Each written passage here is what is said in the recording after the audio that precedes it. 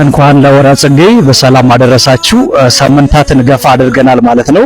የጌታችን የመድኃኒታችን ኢየሱስ ክርስቶስ ስደቱን እንዲሁም ደግሞ የወላዲተ አምላክ ቅድስት ድንግል ማርያም ከነ ልጇ የሆነውን ስደት እያሰብን ብዙ ቆይተናል ማለት ነው። ማህሌቱ እንዴት ነው?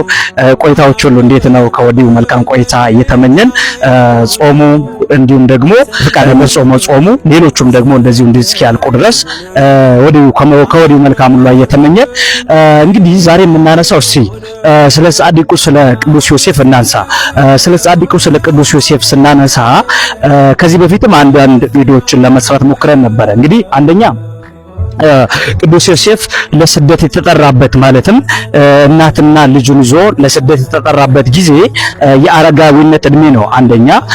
ሁለተኛ ደግሞ በዚህን ጊዜ ራሱ የመላእክት አለቃ ቅዱስ ገብርኤል መጥቶ ሲያናግረው ቀጥታ ያናገረው እርሱ መሆኑን ነው። እጅግ የሚያስደንቁ ነገሮችን እስቲ እዚህ ጋር እንመልከት ተወዳጆች ሆይ። ቅዱስ ዮሐንስ አፈወርቅ ስለዚህ ነገር አስፍቶ አብልጦ እንዲህ ብሎ ይነግረናል።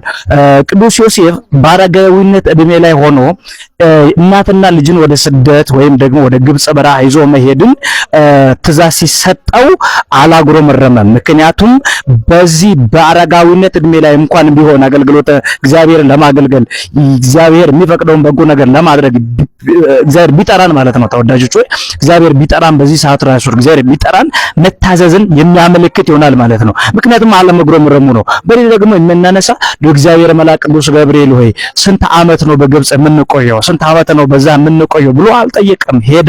እግዚአብሔር ከእርሱ ጋር እንደሆነ ስለሚያስተውል ማለት ነው። በመቀጠል የምናነሳው ነገር ስለ ወላዲተ አምላክ ስለ ቅድስት ድንግል ማርያም ነው። ብዙዎቹ የተሰደዱ ስለ ጽድቅ ነው። እርሷ ደግሞ ጽድቅን ይዛን የተሰደደችውና ይህ ወቅት እጅግ ብዙ ነገር የምናስብበት ነው። የተሰደደውን አዳምን ሊመልስ ስለተሰደደው ክርስቶስ የምናስብበት ነው። ግብጽን እንደ ሲኦል ክርስቶስ የተወለደበትን ያችን ከተማ እንደ ገነት አድርገን ስናስብ የተሰደደውን ሊመልስ እንደተሰደደ ያሳየናል። በሌላው ደግሞ አንድ አሳዳጅ አለ። ያ አሳዳጅ ደግሞ ጠላት ዲያብሎስ ነው። ይህ ወር በሰላም እግዚአብሔር ያስፈጽመን። መልካም ቆይታ ይሆንልን።